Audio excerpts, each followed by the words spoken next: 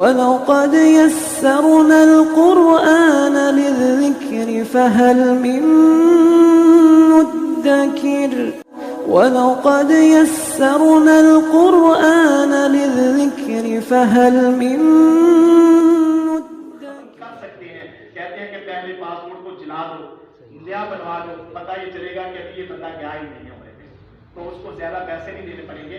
تو اس وقت کے اندر بھی اس نے ایسا بندہ تلاش کیا کہ جو اس تھیلی کو صحیح طریقے سے پھر دوبارہ سے سلائی کر دے کہ پتہ بھی نہ چلے کہ کہاں سے پھٹی ہے۔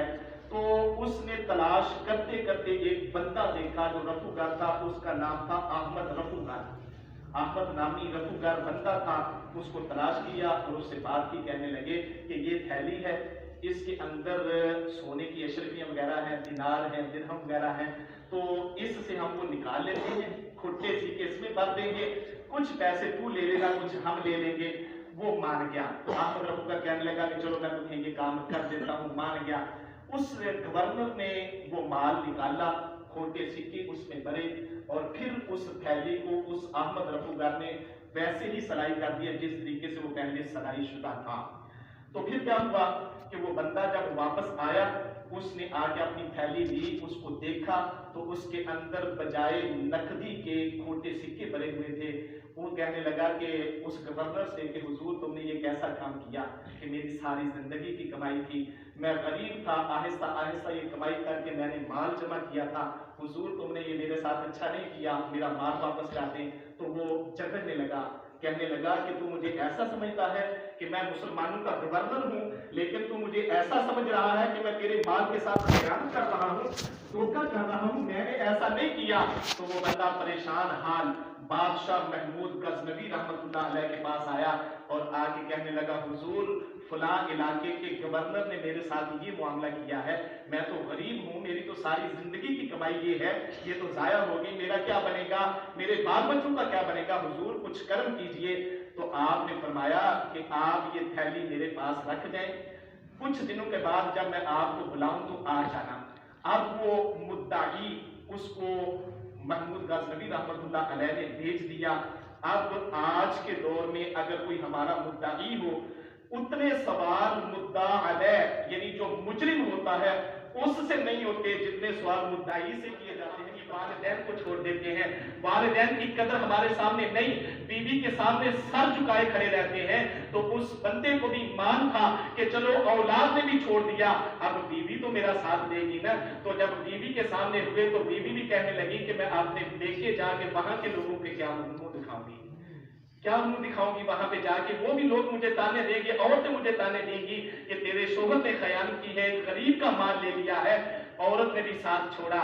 بالآخر وہ گورنر وہ پریشانی کے عالم میں کمرے میں جاتا ہے، کھانا پینا چھوڑ دیا، کمرہ بند کر دیا، کھانا پینا چھوڑ دیا، بس رات کے کسی پہر میں وہ مر جاتا ہے، اس کی جان چھوٹ جاتی ہے۔ صبح کو گھر والوں نے دیکھا کہ مرا پڑا ہے، تو کیا ہوا، بالآخر ابو نور بشیر کوٹلوی رحمۃ اللہ تعالی علیہ پھر یہ حکایت لکھنے کے بعد ایک نتیجہ نکال کے ہمیں دیتے ہیں اور بڑے صبر کی بات ہے۔ وہ فرماتے ہیں اے لوگوں کہ وہ جو عدالت تھی اس گورنر کے لیے، وہ عدالت محمود غزنوی کی عدالت تھی۔ تو قیامت والے دن عدالت رب کائنات کی عدالت ہوگی۔ سوچ لو وہ کیسا مقام ہوگا، کیسا میدان ہوگا، کیسی کیفیت ہوگی کہ یہ عدالت محمود غزنوی کی، اس کو شرمندگی اٹھانی پڑی، اتنا شرمندہ ہوا کہ لوگوں نے چھوڑ دیا۔ پھر وہ عدالت رب کی عدالت ہوگی۔ پھر فرماتے ہیں کہ یہاں پہ لعنتیں تو لوگوں نے برسائیں، اور میدان حشر کے اندر جو خیانت کرنے والا ہوگا، دھوکہ باز ہوگا، اس پر لعنتیں اللہ بھی برسائے گا، اللہ کے رسول بھی برسائیں گے، اللہ کے فرشتے بھی برسائیں گے، اور ساری کائنات اس پر لعنتیں برسائیں گی۔ پھر کیا حشر ہوگا؟ پھر اس کے بعد وہ فرماتے ہیں کہ یہاں پہ تو اس کے گھر والوں نے چھوڑا تھا، بیوی بچوں نے چھوڑا تھا، لیکن میدان محشر کے اندر وہ نبی جن کی غلامی کے دعوے ہم اس دنیا کے اندر رہتے ہوئے کر رہے ہیں کہ وہ نبی ہمیں قبر کے اندر بھی چھڑا لیں گے، وہ نبی ہمیں میدان حشر کے اندر بھی رب کی بارگاہ میں شفاعت کروا کے ہماری بخشش کروا دیں گے۔ تو اب قیامت والے دن اگر خیانت کرنے والا بندہ ہوگا تو وہ اللہ کے محبوب بندے بھی بندے کو چھوڑ دیں گے۔ تو پھر کیا بنے گا؟ پھر فرماتے ہیں کہ اس گورنر کو اس دنیا کے اندر تو موت آ گئی تھی، لیکن قیامت کے بعد تو موت بھی نہیں آئے گی، بندہ کیسے بچ سکے گا؟ تو آئیے، اگر ہم چاہتے ہیں کہ میدان حشر کے اندر جب جائیں تو اللہ اور اس کے رسول ہم پر راضی ہو جائیں، تو کام اس دنیا کے اندر رہتے ہوئے ابھی ہمارے پاس وقت ہے، ایسے کرنا شروع کرتے ہیں کہ اللہ اور اس کا رسول ہم پہ راضی ہو جائے۔ جب وہ راضی ہو جائیں گے تو یقیناً یہ دنیا بھی ہمارے لیے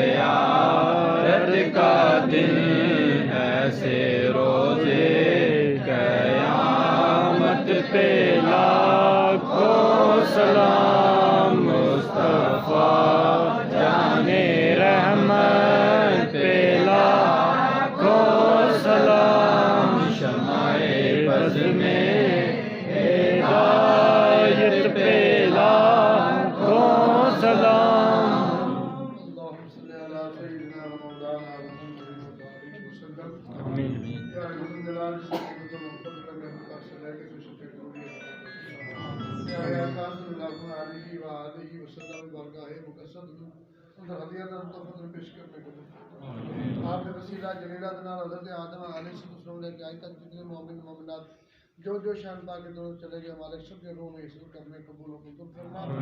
خصوص خصوص اس میں ہم پاک دا صاحب قائدار اصدار کے سیدنا ابو بکر صدیق رضی اللہ تعالی آپ دل رحم مقدس پیش کرنے قبول فرما۔ ہمارے اس میں ہم پاک دستگاہ تھا سارے درود ابراہیمی۔ بسم اللہ الرحمن الرحیم۔ اللہم صل علی محمد وعلی آل محمد كما صليت على إبراهيم وعلى آل إبراهيم إنك حميد مجيد۔ اللهم بارك على محمد وعلى آل محمد كما باركت على إبراهيم وعلى آل إبراهيم إنك حميد مجيد۔ یہ درود شریف سب سے زیادہ صحیح اور سب سے افضل ہے۔